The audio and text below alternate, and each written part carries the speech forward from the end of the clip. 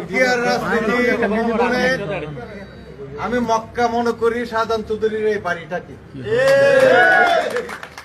যেখান থেকে জাতীয়তাবাদী শক্তির উন্মেষ হয়েছে, যাকে বলা হয়েছে সীমান্ত শার্দুল। আমরা এই নামে ইজ্জত রক্ষা করার জন্য আগামী 17 তারিখ যেখানে আছি, আমাদের প্রত্যেকের ঘর বাড়ি থেকে প্রতি করে অন্তত 2-3 জন যাই মতো ব্যবস্থা করার জন্য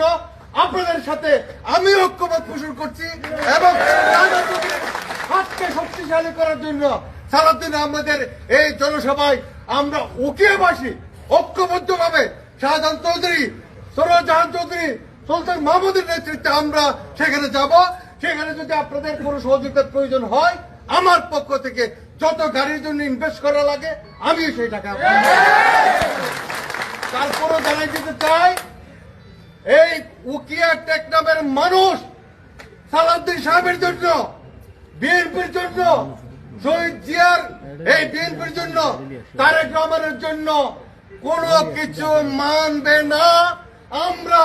সমুদ্রের গর্জনের মতো আগামী 17 তারিখ জমিয়ে